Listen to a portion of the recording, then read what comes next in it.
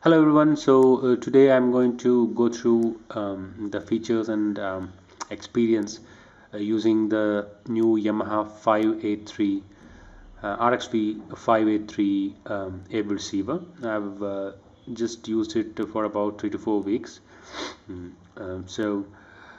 This is the third in line of AV receivers from Yamaha RXV series. You have RXP 3067, then 483 and 583.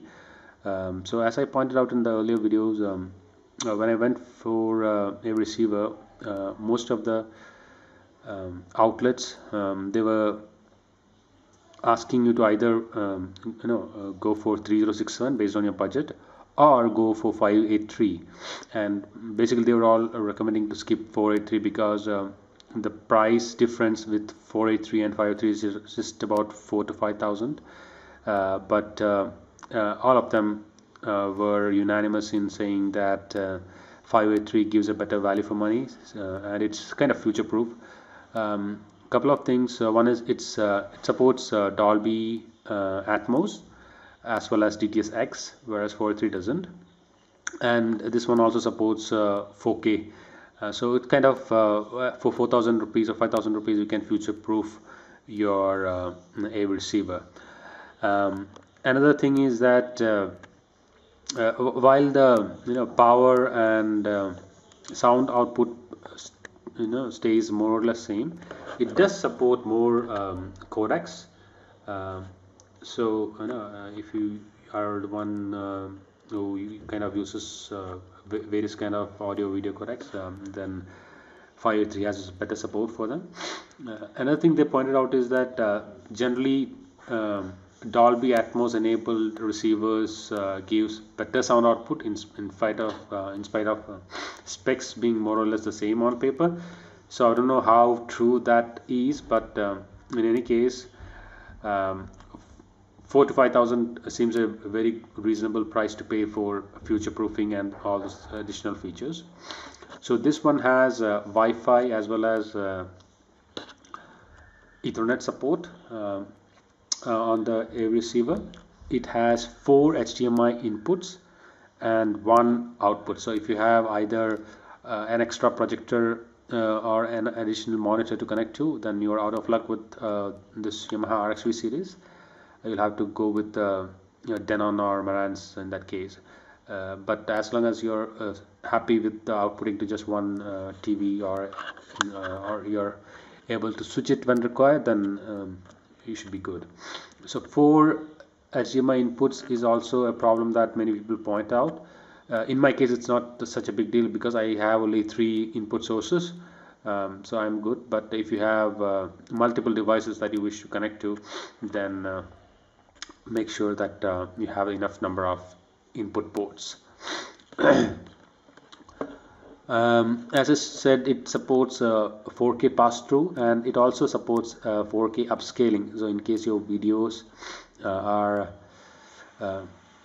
1080p and your TV is 4K, it upscales that video. So I can see a noticeable difference. Even though I'm not using 4K TV, my TV is 1080p.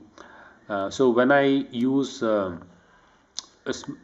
standard definition channels, I do see a difference in the video that is outputted, because it kind of upscales normal SD videos as well.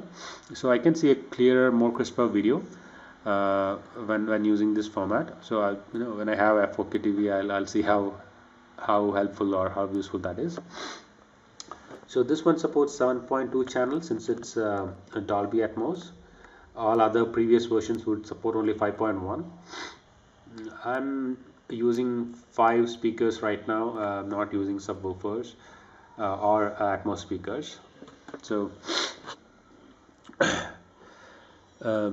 the power output of the receiver is 145 watt per, when it's one channel driven. So if you're considering only one speaker, the maximum power output is about 145. So if you have more number of speakers, the power output would come down divided by the number of speakers, and it depends on the audio that you're using mainly. but I think that is sufficient for using inside an apartment or an individual house. So in my case, I have barely used volume around 60%, or I've not went beyond 65% because that'd be too loud. So I think this should do fairly enough. The box is rated at 250 watts of power. So one of the things that you should make sure is that you make sure you use a stabilizer. Again, another thing that all the dealers that I went to pointed out was always use a stabilizer with your AV receiver. So I have a V-guard stabilizer which can support up to 750 watts output. Without using a stabilizer, it would definitely work and may not cause any problems in the beginning, but what they point out is that it reduces the life of the receiver. So after spending 45k on a receiver, you don't want to leave things to chance. So this just cost about 2,800 rupees, or there are cheaper ones available. So use any stabilizer, and generally the advice was against using a UPS. So I had a UPS. It was not so powerful, but should have sufficed for this receiver. But again, I went with the dealer advice because they deal with AV receivers all the time. So I chose their advice, right? So this one has one aux input and one USB channel on the front, and you have radio tuners and corresponding buttons on the front.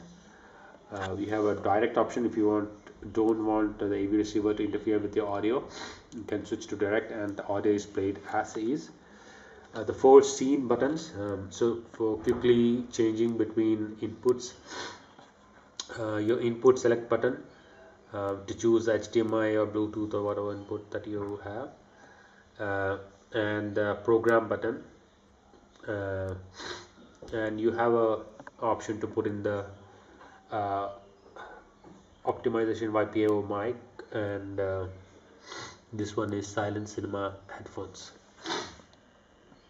So it also supports Bluetooth. I'll create another video for issues that I have with my receiver, one of which is a minor issue is with Bluetooth, as well as when using Chromecast. So in my case, I have plugged Chromecast right into the back of the receiver. So another thing I would like you to remember is don't try to use the USB port of the receiver to power your Chromecast. So I did that initially, and when later I was going through several blogs, and people were advising about against it.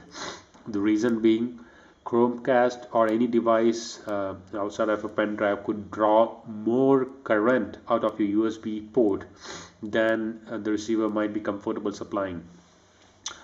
So it sounded like a logical argument. So it basically affects your onboard electronics and could reduce the life of the receiver. So I switched the Chromecast to direct power since I didn't want to reduce the life. Again, when you plug in stuff, especially the HDMI input or output, make sure that your receiver is powered off. Again, advice from the Yamaha engineer who came for installation. That again tends to reduce the life of the receiver. Nothing wrong with it if you look at it in the short term, but in long term it kind of screws with the electronics, it seems. So it's all coming from experienced users, so I'll just passing on that information to you, because traditionally HDMI ports, nobody cares to switch off or they plug it, hot plug it. So just a word of caution.